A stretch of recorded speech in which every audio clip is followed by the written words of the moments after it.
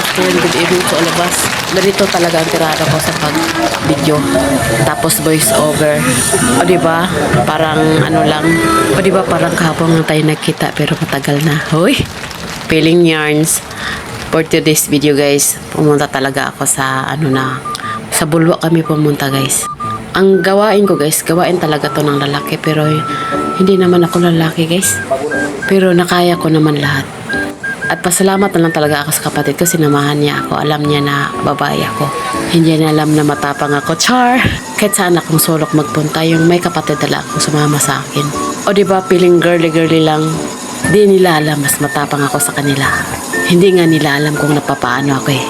Kung may trouble ako, wag lang talaga ako masugatan kasi ay pag nalaman nila yan, ay iwan ko lang sa'yo. Pero hindi naman ako troublemaker kasi nag-ano lang ako naman sa tabi, nakaupo. Sadyang malapitin lang talaga ako sa problema at saka sa gulo. Pero nakaupo lang talaga ako. Ganun talaga. Nakita nila talaga ako sa mukha ko na mainhin, na maliit, na payat, na ngayon, dati mataba.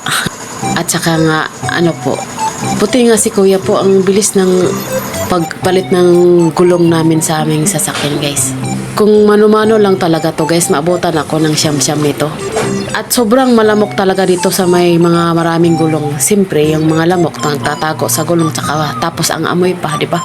Habang nanonood ako nito na nilalamok yung dalawang binti ko, nakashirt pa naman ako kasi dito sa Mindanao sobrang init.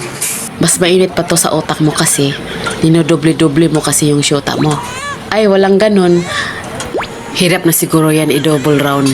Minsan din yung mga lalaki, no, kahit asawa mo, buhay ka pa nga, pinagpalit ka na. Paano na kaya kung namatay tayong mga babae, no? Tayong mga asawa, wag tayong magpakamarka, lalo na sa lalaking walang kwinta. At ang mundo ay bilog lang, sabi nila. Wag kang magpaikot sa kanila, ha? Sa gulong lang iikot, hindi sa palad mo, no? At saka nga, may kasabihan na, kung anong tinanim mo, yun ang aanihin mo.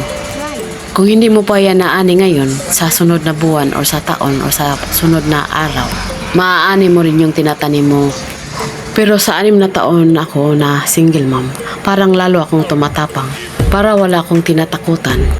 Kinaya ko lahat-lahat talaga. Sa panahon ngayon guys, bawal na ngayon ang arte-arte. Bawal ng kimi-kimi.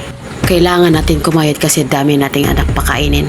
Ayoko tipong babae na ang anak ko ay mapariwara lang. At nakadaan na kami dito sa may Bulwa guys, yun sa may guys, maraming nagda-jogging guys. Sobrang topic pa. Thank you for watching guys. See you next vlog. God bless everyone.